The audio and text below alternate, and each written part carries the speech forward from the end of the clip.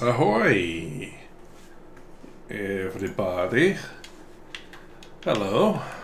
Welcome back to another episode of Tactical Baldur's Gate. I don't know what the hell I decided to title this series, but I decided to keep going. And the last we left our heroes, I had just beaten Owlbear? Yeah. Well, I'm using the same party again, and this time I've decided to make a beeline for Warwagaz, who's arguably the most difficult Act 1 legendary. So this is just me blowing my load long before it's necessary.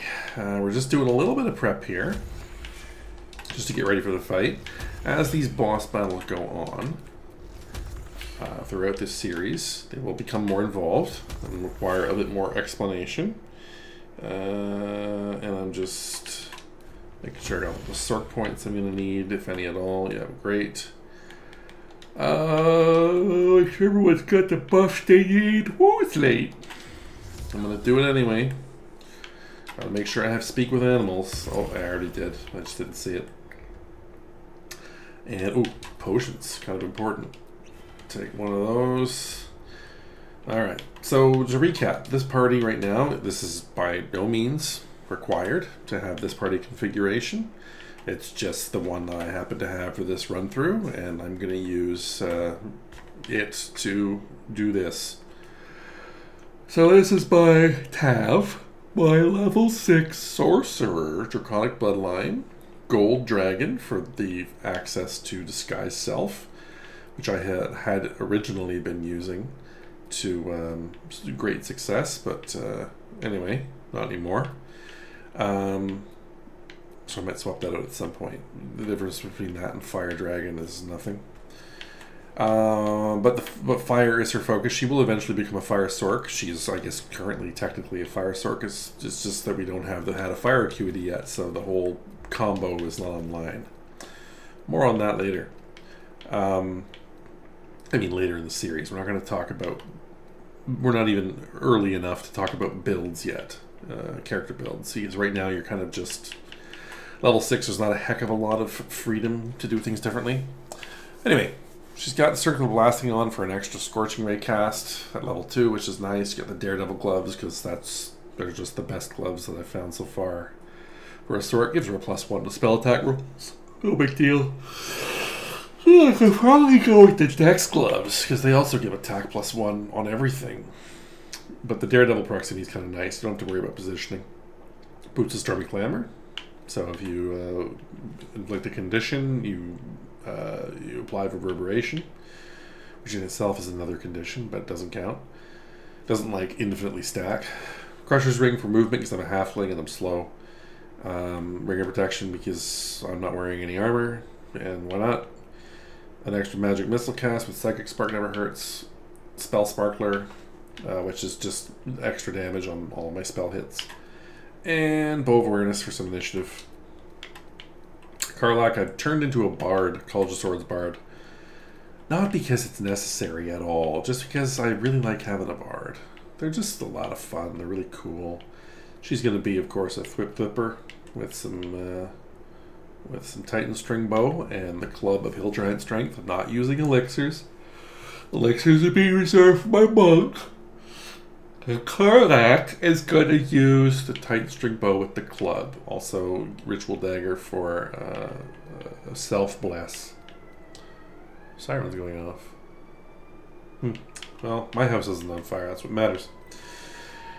I haven't really been paying too much attention to her loadout here. Boots of Speed, because she doesn't have a bonus action source of dash, unlike Astarion, who does. Some hide armor, because it's just a great basic gas armor, and the graceful cloth is spoken for presently, so that's that. Holy Lance Helm, because I had it and it's fine.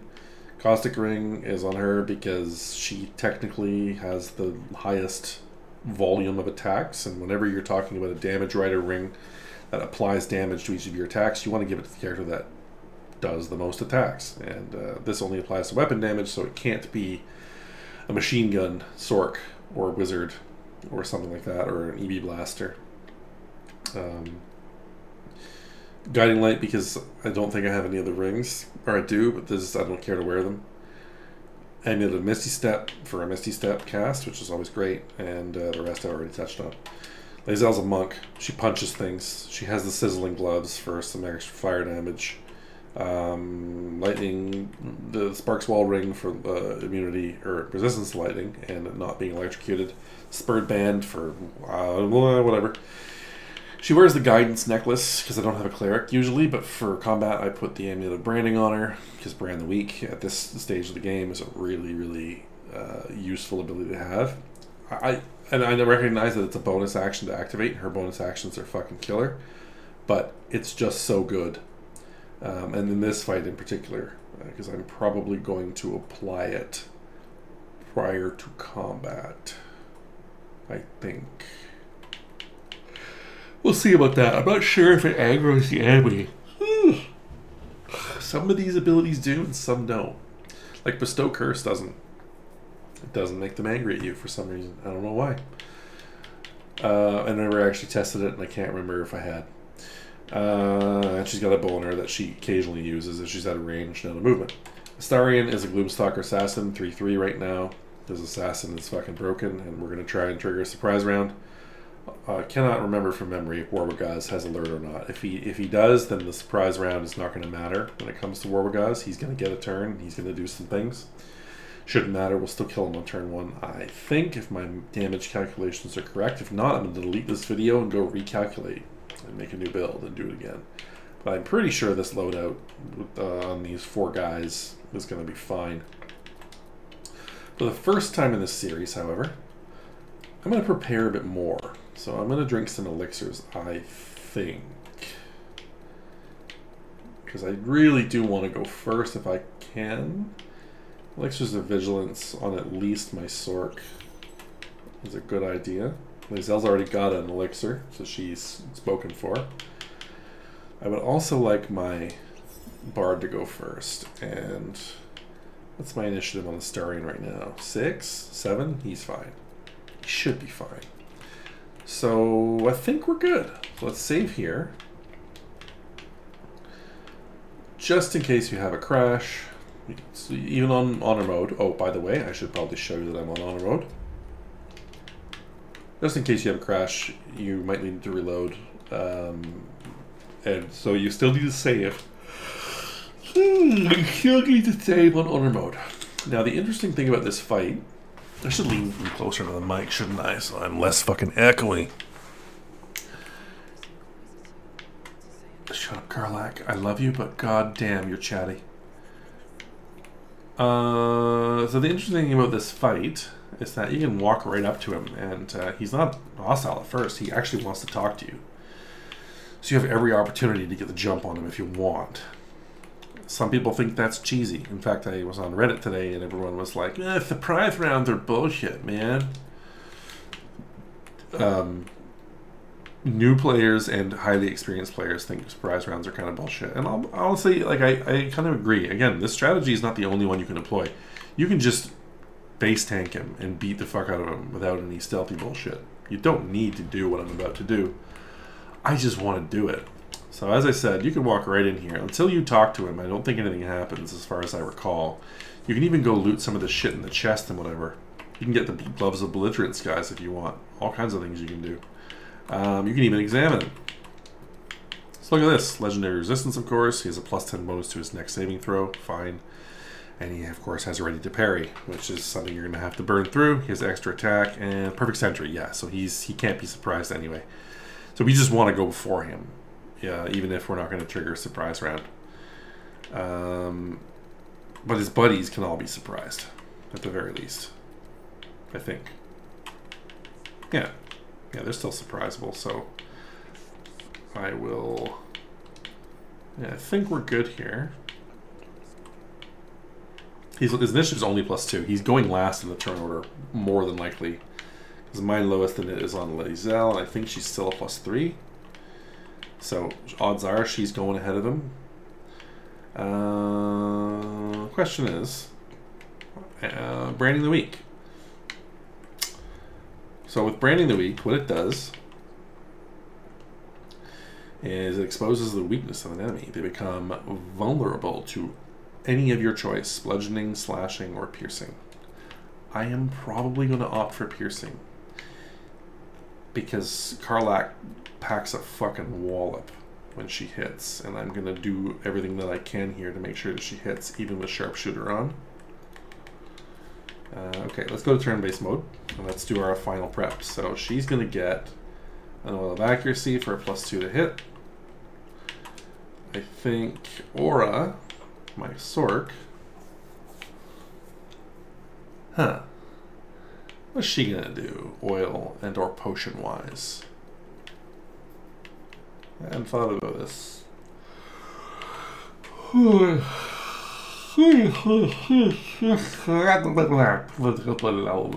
Maybe nothing. She doesn't really benefit from poison. She's not using her weapon. There's no potion. I mean speed. I'm gonna twin haste with her, probably pre-combat. So maybe I'll just do that now. That's not a bad idea.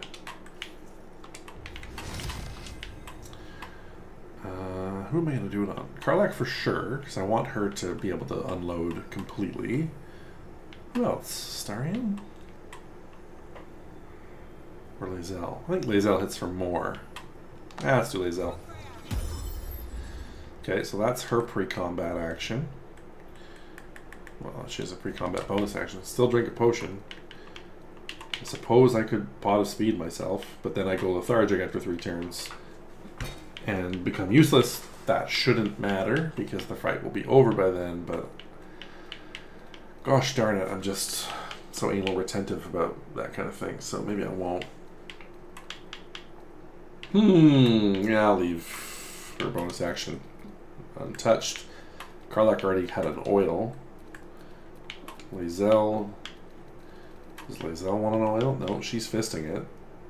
So she can't coat her weapon with anything. She's just using her glorious, slender, spindly fists. She doesn't need anything else. She's got an elixir already. So all she could benefit from is a potion, and she's already got haste. So I don't think she has to use anything. Astarion has the Broodmother necklace on, so every time he heals himself, he gets weapon coated. He does not need to use a potion for that reason. Like, he can use a potion, it's just all it has to be is a healing potion. I could just drink it, and that would give me my thing. Not for as long, though, is the thing. Maybe I want to put something else on that. Maybe I want to just use a Wyvern Toxin. I have one. I'm not going to use it anywhere else. I don't think Warbagaz is immune to poison. No, he has no resistances, so yeah, let's just load up. I could give him accuracy too.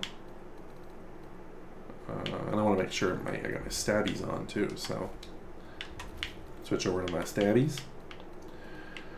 And coat them with something. I don't need a lot of accuracy. Well, he's got reasonably high AC. Maybe accuracy is just better. Is accuracy better than extra damage from a poison? I don't need the extra damage. I have the Broodmother's Revenge. And then this way I could throw a potion and drink and coat the oil. Yeah. Let's coat the oil. And then throw a potion. Oops. Got to split the item. So somebody who hasn't used an action yet can throw a potion at Astarion, or who hasn't used an action? Okay, Lae'zel still has a pre-combat she hasn't used in this turn-based round. So let's send Lae'zel the potion, and she can throw this on Astarion to give him Broodmother's Revenge. So now his weapons are coated in... Oh, did I just oil? Oh, fuck. I'm an idiot. Can't oil and poison at the same time, can you? You can. No, you can't. It looks like the poison application didn't take, because it's not showing up here in the damage calc. It says 7 to 12 piercing. It's not showing. Oil of accuracy is still on. That's interesting though. I did make a boo-boo there. It didn't correlate to me that the Broodmother's Revenge applies a coating to the weapon. Oh, the hand crossbows got it though. Huh. Good to know. Well, I made a boo-boo. It shouldn't matter. Okay, so now that everyone's done their pre-combat prepping, I think, the only other thing I might do is apply... no, I think I'm good. This is good enough. We want to pass the turn, so the environment takes its turn.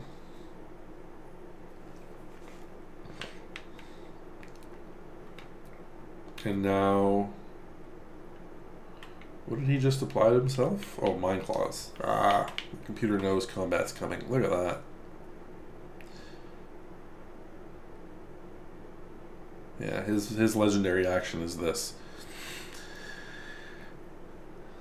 Yeah, 2 times per round he can summon these big swords. And now I want to start. I could just beat his face with Karlach. I do not need to initiate a surprise round. I do not need to initiate a surprise round for Astarion's sake, because he's not going to be auto-critting. So maybe this is a good opportunity for us to just try the branding the weak strategy.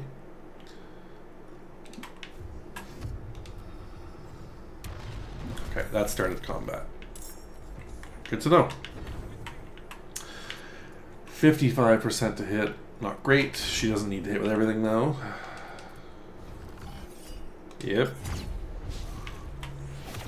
Okay, well there's her crit, so for 44, that was kind of nice. So he summons these claws. They're actually just big swords. As long as you move out of the way, you're going to get an attack of opportunity on you. But you should be okay to keep going. Well, 35%. Maybe I take Sharpshooter off for the rest of these. There we go. We'll do a little less damage, but we'll hit a little bit more. So there's both of his swords summoned. Karlach is again going to take a hit. And she's going to get into position for yet another attack. And he's down to 59. And I have 3 guys left to go this turn. Look at that. He actually is ahead of Lae'zel in the turn order. Alright, well, stab. Miss. That's okay. Now, I probably want Astarion to go first. And just come up and stab. High likelihood of hitting. Yep. Use your ranger attack. Dread Ambusher, and he's down to 16. So at this point, you're just magic missiling just to make sure that you get him. I didn't need to apply all of them there, but I did. And there you go. Warbagaz, the alleged hardest Act 1 legendary. I didn't use surprise rounds there. I couldn't because he had alert. Dead on the first turn before he even had a chance to adjust his nutsack. And just to finish the video off, let's just kill everybody else here. I don't think I'm going to be able to kill everybody on the first turn.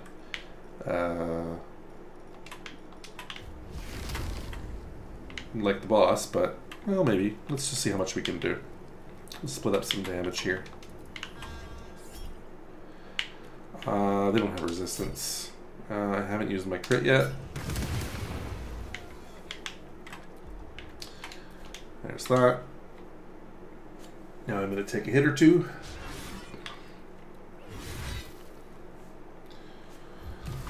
Oh, that unloads. I'm going to sip some of my Crystal Light iced tea. Oh. Is Astarion going to bite it? No. Alright, we good. So we probably just want to... I actually don't want to fight this guy first. I would rather just go finish him off. I lost my bonus action for the turn because I used Brand the Weak. What do I want to do here? I guess I just have to fight through his parry here.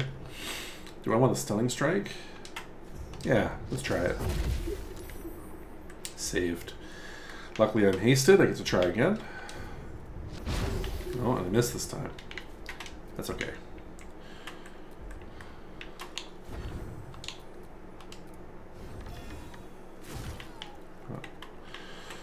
Alright.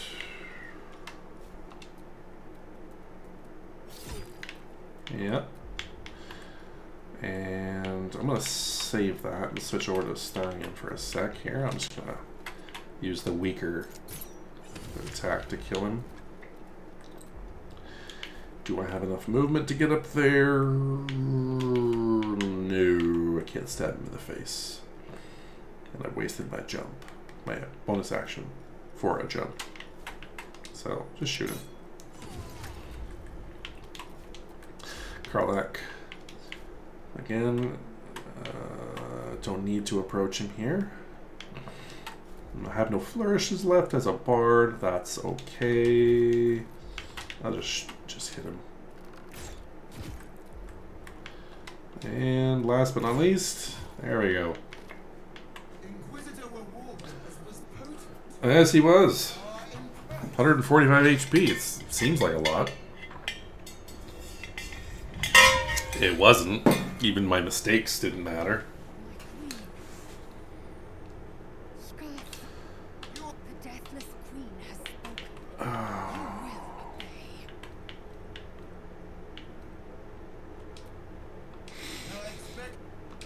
Gotta be careful here. You could automatically lose your run if you choose the wrong thing.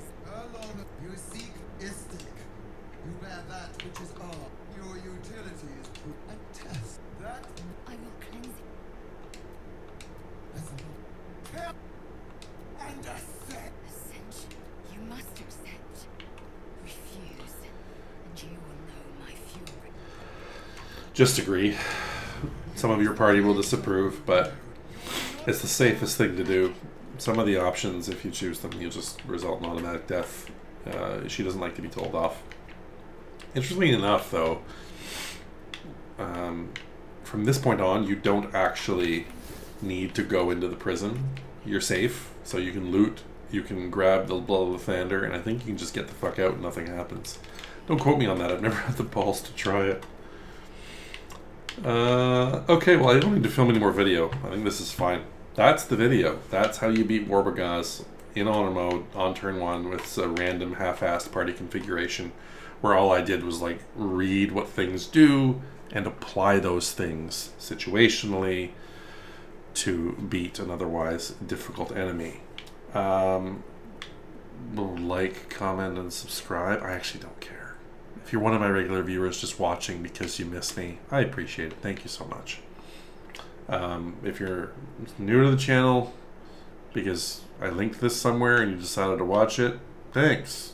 Stick around. I'm doing more of these. If you want to learn how to beat honor mode without breaking a sweat, I'm going to be posting a lot of these videos just to show off how cool I am, and then I will be posting all kinds of build and mechanic videos and things like that to teach you how to play the game better and think for yourself. Until then, fuck off and enjoy your fucking off.